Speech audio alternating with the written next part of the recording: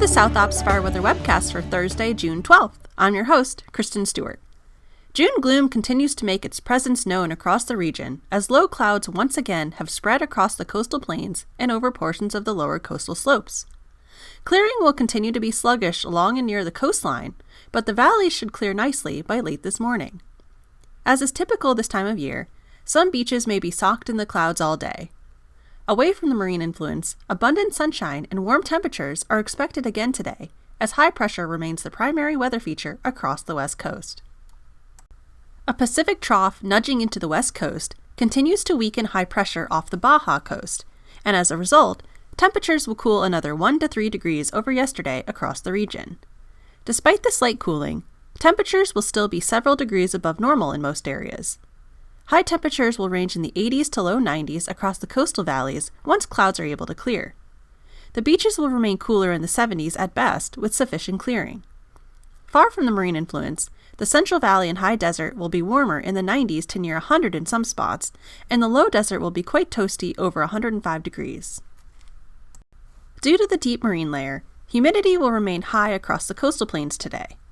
Minimum humidity elsewhere above and away from the marine layer will be largely around 10 to 20% as weak high pressure remains in control. Some isolated spots may lower to around 8%. The deserts and higher Southern California peaks will remain drier with minimums in the 5 to 10% range, with some local values down to 4%. With strong onshore flow remaining in place, enhanced westerly breeziness is expected to continue this afternoon and evening across the deserts and adjacent slopes, as well as portions of the central coast. Gusts of 20 to 40 miles an hour will be common over these areas, with occasional higher gusts in localized spots. Through at least the next 7-day period, fairly persistent high pressure will be the main driver of our weather pattern. The Pacific trough nudging into the west coast that I mentioned earlier will continue to weaken the high pressure through Friday and shift it eastward, giving way to some minor cooling. High pressure is likely to re-strengthen over the desert southwest this weekend and bring back a couple degrees of warming. Confidence in the forecast lowers as we get into early next week. Models are indicating that a weak area of low pressure may move overhead early next week, but there is uncertainty as to what that might look like.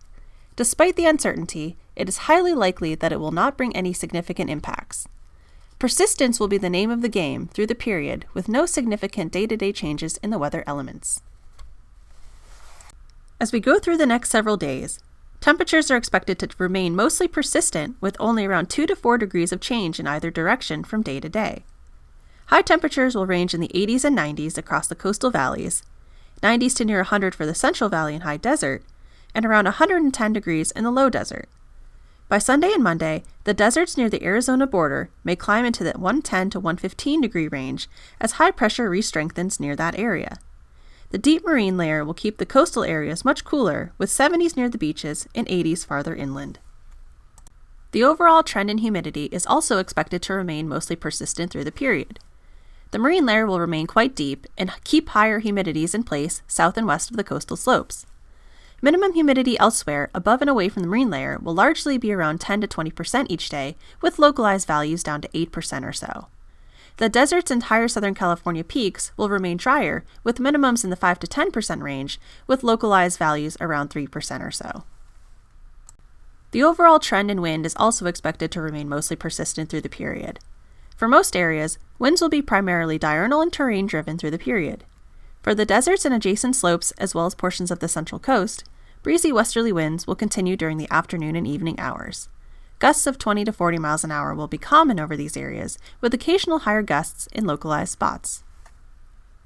The warm, dry, and at times breezy weather conditions should lead to gradually increasing significant fire potential over the coming days above and inland from the marine layer. We will see steady, and in some cases significant drying trends in our dead fuel moistures over the next week, with the biggest drops coming across the interior away from the marine influence. By this weekend and early next week, 100-hour dead fuel moistures may approach or even exceed record dry levels for this time of year. The combination of these lowering fuel moistures and warm and dry weather conditions will likely push us into an elevated probability for large fire by this weekend. Fire potential will still be mainly concentrated in cured-out grass-dominated fuel types. Live fuel moistures generally remain in unreceptive territory, but they will see steady, though not rapid, declines in this warm and dry weather pattern. expect generally moderate initial attack activity to continue through the period. And that's all I have for today. Thanks for tuning in. Our next webcast will be on Friday, June 13th. Have a fantastic day.